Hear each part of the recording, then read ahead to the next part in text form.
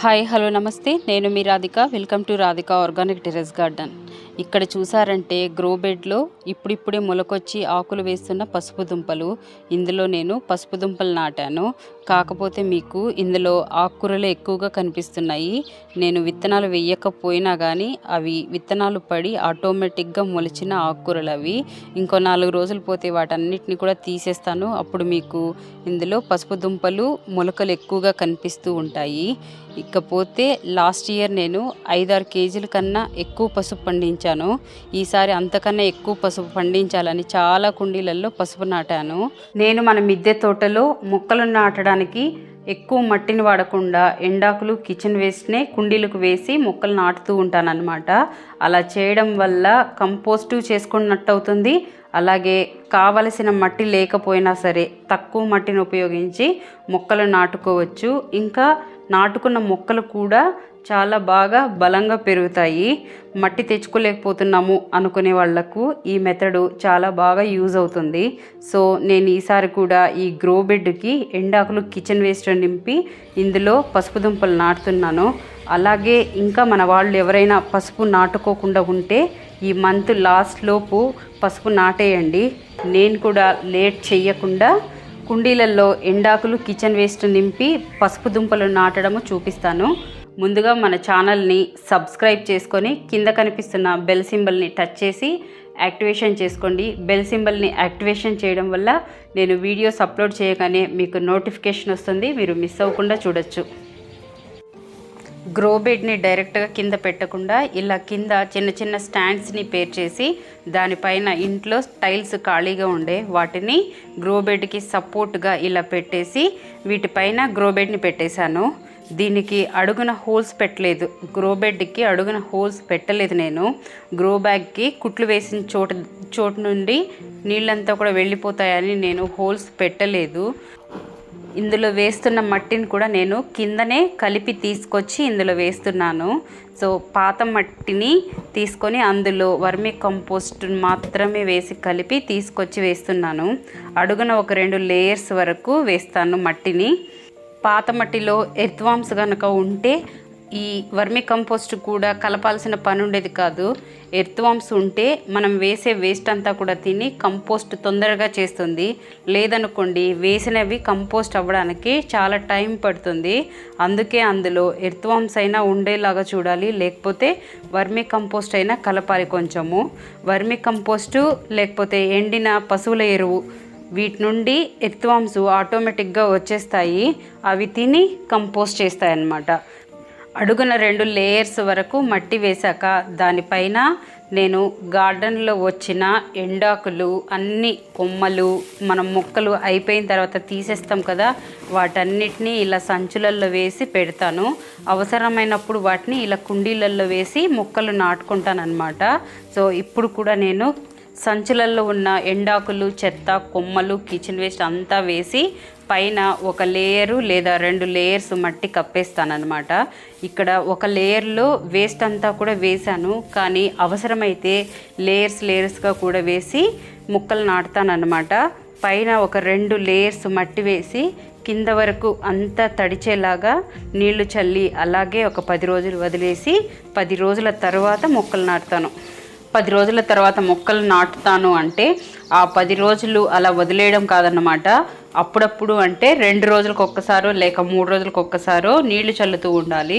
నీళ్ల బదులు మనం మొక్కలకు ఫర్టిలైజింగ్ చేస్తూ ఉంటాం కదా, అప్పుడు అవి కూడా చల్లుతూ ఉండొచ్చు. ఫర్టిలైజింగ్ నీళ్లు చల్లుతూ ఉంటే ఇంకా తొందరగా లోపల కంపోస్ట్ అవుతూ ఉంటుంది. మనం మొక్కలకి ఇచ్చే ఫర్టిలైజింగ్ లిక్విడ్స్లో ఏ ఫర్టిలైజింగ్ లిక్విడ్స్ వీటిపైన చల్లితే తొందరగా కంపోస్ట్ అవుతుందో చెప్తాను. ఫస్ట్ బాగా పనిచేసేది పులిసిన మజ్జిగను తయారు చేసి వీటిపైన చల్లితే తొందరగా కంపోస్ట్ అవుతుంది. రెండోది వేస్ట్ డీకంపోజర్ కూడా తయారు చేసుకున్నప్పుడు వీటిపైన చల్లామనుకోండి తొందరగా కంపోస్ట్ అవుతుంది. మూడోది బియ్యం కడిగిన నీళ్లు కూడా బాగా పనిచేస్తుంది. అలాగే బియ్యం కడిగిన నీళ్లు, పాలు కలిపి తయారు చేసుకొని ల్యాబ్ని కూడా చల్లచ్చు వీటిపైన. ఇంకా జీవామృతం, అలాగే మెన్యూరు బాగా మాగిన పశువుల ఎరువుని లేకపోతే వర్మీ కంపోస్ట్ని మట్టిలో కనుక కలిపేసి వీటిపైన లేయర్స్గా వేస్తాం కదా, వేసామనుకోండి, అప్పుడు ఆటోమేటిక్గా మనము ఇవన్నీ చల్లినప్పుడు ఆటోమేటిక్గా ఎర్త్వామ్స్ అనేవి పుట్టి మనం వేసిన వేస్ట్ అంతటిని కూడా తినేసి కంపోస్ట్ అనేది చేస్తుంది. ఇక్కడ నేను పైన లేయర్గా మట్టిని చల్లేస్తున్నాను అనమాట. పైన లేయర్గా మట్టి వేసేస్తున్నాను.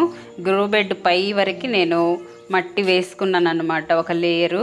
ఇది కంపోస్ట్ అయ్యే కొద్దికి ఇంకా దిగుతుంది, రోజులు గడిచే కొద్దికి కిందకు దిగుతుంది.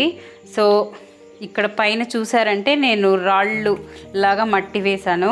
అది నాకు గడ్డలు కట్టిపోయిన రాళ్ళంతా కూడా వేసేసాను అనమాట. మట్టి రాళ్ళు వేశాను. అవి నీళ్లు చల్లే కొద్దికి మెత్తగా అయిపోతుంది. వాటిని అంతటిని కూడా నలిపేసుకోవచ్చు. తర్వాత నీళ్లు వేయటం మాత్రం చాలా జాగ్రత్తగా వేసుకోవాలి. అప్పుడప్పుడు నీళ్లు చల్లితే మట్టి కింద వేస్ట్ అంతా కూడా కుళ్ళిపోతూ ఉంటుంది. అదే నీళ్లు రోజు ఎక్కువగా వేస్తూ ఉంటే పురుగు వచ్చేస్తుంది. పురుగు రాకుండా ఉండాలి అంటే మాత్రం నీళ్లు రోజు పొయ్యకుండా 2 రోజులకు ఒకసారి 3 రోజులకు ఒకసారి నీళ్లు పొయ్యాలి. పైన మట్టి ఎండినట్టు అనిపించినా కూడా లోపల మాత్రం వేస్ట్ అంతా కూడా తడిగానే ఉంటుంది. పైన మట్టి చూసి మనము ఎండిపోయింది అనేసి నీళ్లు పోసిస్తూ ఉంటాము, కానీ లోపల మాత్రం చాలా ఎక్కువగా కుళ్ళిపోయి దానికి పురుగు అనేది వచ్చేస్తుంది అన్నమాట. 10 రోజుల తర్వాత నేను వేసిన వేస్ట్ అంతా కూడా లోపల కంపోస్ట్ అవుతూ కిందకు అణిగినట్టు కనిపిస్తుంది కదా మీకు. 10 రోజుల ముందు ఈ గ్రో బెడ్లో పై వరకు ఎత్తుగా ఎలా ఉండేదో ఇప్పుడు ఎలా ఉందో మీకు తెలుస్తుంది అనుకుంటున్నాను. పైన లేయర్లో ఎండిపోయి గట్టిగా అయిపోయిన మట్టి గడ్డలు కూడా ఉండేవి. అవి నీళ్లు చల్లినప్పుడల్లా కూడా మెత్తగా అయిపోతూ వాటిని కలబెట్టేసేదాన్ని అన్నమాట. ఇప్పుడు ఇందులో పసుపు దుంపలు నాటేస్తాను. ఈ గ్రో బెడ్ లోతు కూడా పసుపు దుంపలు నాటుకోవడానికి సరిపోతుంది. అలాగే లోపల వేసిన కంపోస్ట్లో వేడంతా కూడా తగ్గిపోయి కంపోస్ట్ అయిపోతుంది కాబట్టి, సో ఇప్పుడు ఏ మొక్కలు నాటినా కూడా మొక్కకి ఎలాంటి ప్రాబ్లం అయితే ఉండదు. సో పసుపు దుంపలు నాటుతాను. ఈ పసుపు దుంపల్ని నేను కొన్నిటిని ఈ గ్రో బెడ్ కోసము అలాగే దాచిపెట్టాను అనమాట. ఇందులో చూసారంటే చిన్న చిన్న మొలకలు కూడా వచ్చాయి నీడలో పెట్టడం వల్ల. వీటిని ఎండలో మాత్రం పెట్టకూడదు. ఎండలో పెడితే మనకి 4-5 రోజులకే అన్ని దుంపలన్నీ కూడా ఎండిపోతాయి. నీడలో పెట్టుకుంటే మే జూన్ ఆ టైంకి అన్నిట్లో నుంచి ఇలా మొలకలు వచ్చేస్తాయి. వీటిని ఇప్పుడు ఇందులో నాటుతాను. ఫస్ట్ అన్నిటినీ మనం ప్లేస్ ఎంత తీసుకోవాలో చూసి ఒక్కొక్క దుంపకి ప్లేస్ వదిలేసి అన్నీ పెట్టేస్తాను అనమాట పైన. తర్వాత మట్టిలో పెట్టేస్తాను.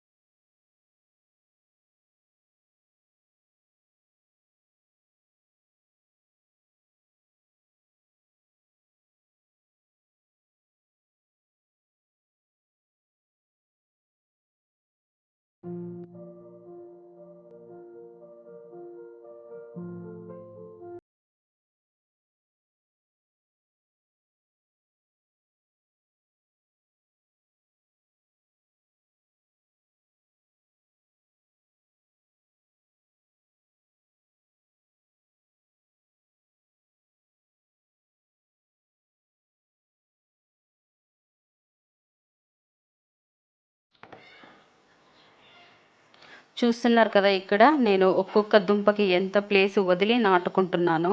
ఇక్కడ ఇంకొక విషయము, వీటిలో మదర్ దుంప, పెద్ద దుంప ఉంటుంది కదా, మెయిన్ దుంప, దాన్ని పెట్టకుండా ఉండాల్సిందేమో అనిపించింది నాకు.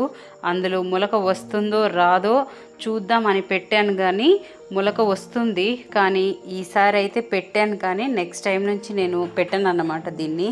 ఎందుకు అంటే సైడ్లో ఉన్న దుంపల్లో నుండి చిన్న చిన్నవి తుంచి పెట్టినా మొలకలు వచ్చేస్తాయి అన్నమాట. అలాంటప్పుడు ఇంత పెద్ద దుంపని పెట్టడము అవసరమా అనిపించింది నాకు. ఆ పెద్ద దుంపలన్నిటినీ కూడా కలిపి పౌడర్ చేసింటే, పసుపు పట్టించిందంటే ఇంకో పిడికిడు పసుపు వచ్చేదేమో. ఏదైనా సరే కళ్ళతో చూసి తప్పులు చేసి నేర్చుకుంటేనే కదా తెలుస్తుంది. ఈసారికైతే నేను నాటేసాను, కానీ పెద్ద పెద్ద దుంపల్ని కూడా నెక్స్ట్ టైం నుంచి నేను పెట్టాను అన్నమాట. వాటిని కూడా పౌడర్ చేసేస్తాను.